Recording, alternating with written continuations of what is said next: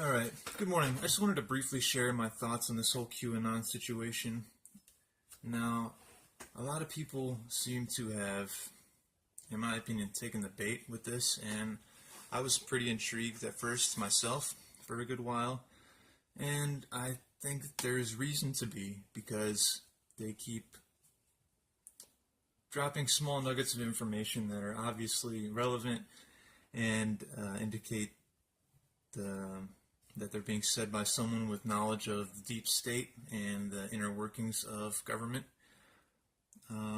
But I don't think that it is a worthwhile endeavor in terms of pursuing research related to the things that this person is saying or the questions that they're asking, for a few different reasons. I think it's ultimately disinformation, and it's probably coming from some sort of internal government source, probably somewhere within the deep state, and just because of the knowledge that they're demonstrating.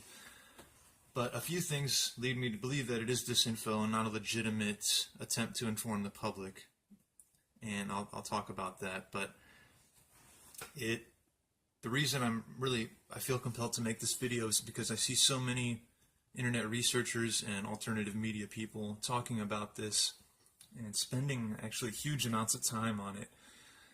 And these people are intelligent and capable people, but they seem, the fact that they're spending so much time on this disinfo is sort of the whole point of this.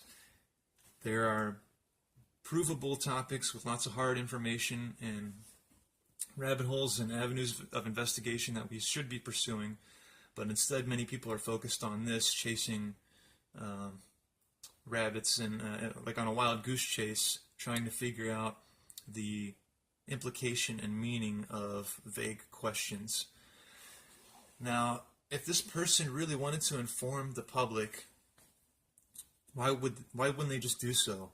Why would they slowly release morsels of information in the form of questions, that's not even really releasing very much information. It's asking questions. They're not saying anything concrete. They're not giving us anything that's extremely juicy or anything that we can act on or use to our advantage.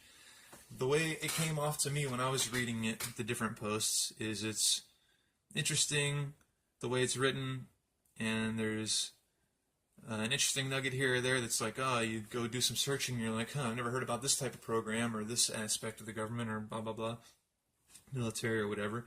And you read some more and you start to get bored, and it's like, okay, a bunch of vague questions that could mean anything and there's no way to interpret them, and it would take a long time to explore every avenue and potentially arrive at the right answer, even if this was legitimate. So it's an extremely inefficient way to disseminate information. There are ways to release information anonymously to cover your ass. So I don't think the reason that they're doing it is to hide their identity. And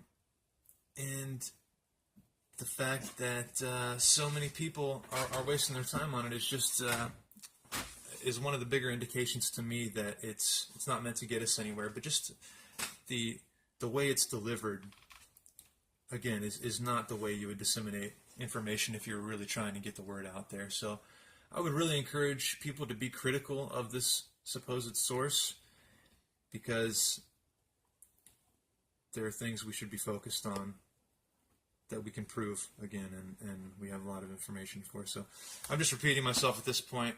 I think I've said what needs to be said. It should be pretty self-evident the reasons why it comes off as disinformation to me. I mean, I've seen one girl in particular make regularly multiple 45-minute videos, hour videos, on an almost daily basis about this subject, reading the questions and trying to interpret them and stuff like that. And it almost seems like a shame, like the person could be working on other things now. Even if it's not disinformation, this is my final thought. Even if it's not disinformation, it's not an effective way to disseminate information. They're not releasing any concrete information. They're just asking a bunch of questions. I think we should be sort of tired and fed up with the supposed source at this point for not providing anything concrete in a reasonable time scale. And Therefore, it's a waste of time, even if it is legitimate. Stop giving him all this attention, and maybe he'll go ahead and release something really concrete. In fact, that's probably what will cause them to drop another little red pill amongst all the bullshit. But let's stick to what we can verify, okay, and not rely on a bunch of nebulous questions from someone who we can't identify, and try to interpret those questions as what he's actually, as statements, Trying to interpret nebulous questions as statements is what people are doing. They're extrapolating based on these questions and interpreting them to make like statements on what might be happening in the inner workings of government, and that, it's an indication that Trump's actually secretly behind the scenes doing all this 4D chess shit. Dude, no. I'm sorry. Trump is just another puppet like Clinton, Bush, Obama, etc. Did he put Hillary in jail? No. He's talking all this shit about Israel and all the money we give them in whatchamacallits, God damn it. Obviously not sanctions, subsidies to other countries for their military and stuff. And as soon as he gets in office, he's just bowing down to these people. Same with Saudi Arabia. He talked all that shit about Saudi Arabia and their potential involvement in 9/11 and all this stuff. And he just bows to them, holds hands with them, and puts his hand on this globe with all these world Saudi, Middle East leaders and stuff. And he's just another globalist like the rest of them. I'm convinced that whatever good intent he had when he came into the place has been wiped out of him with, like they say in the Bill Hicks jokes, they send you into a dark room and a table surrounded by a bunch of faces that you can't see, and they show you a video on a projector of President Kennedy being assassinated from the viewpoint of the gunman, or an angle that no one's ever seen before. And, you get the message. He's got a big family. I'm sure he doesn't want his family to die. That's how these people play ball, and that's a fact, man. So, historically, anyway, another thing, these human rights violations, executive orders, are not to get Hillary Clinton. These people are trying to look at people's legs and see the shape of tracker anklets, for people that would be on house arrest and stuff, and oh, look, this line here in this grainy photograph is an indication that, yep, all these people are going to prison. Why wouldn't they just be in prison already? It's been a year, guys, okay? It's not for Hillary. He's going after Iran now, and a war looks like it's about to start in Iran.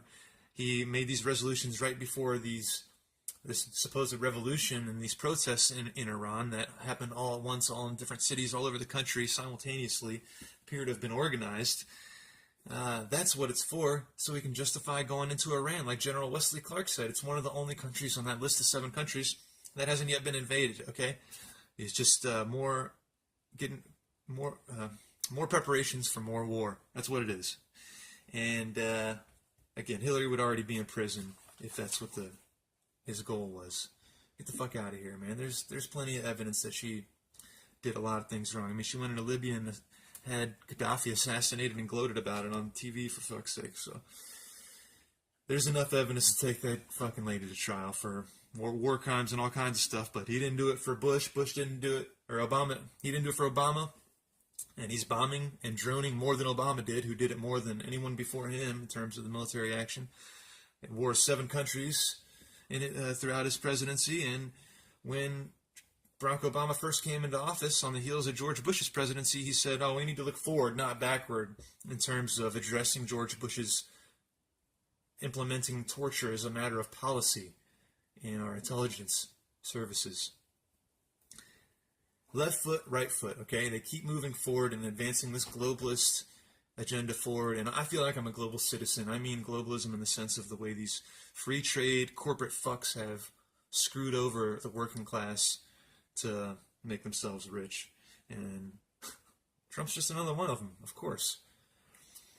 Anyway, I hope that even if you don't totally believe me, maybe you look at this information with a little bit more of a questioning eye. I appreciate if you made it this far. Thanks for watching. Take care.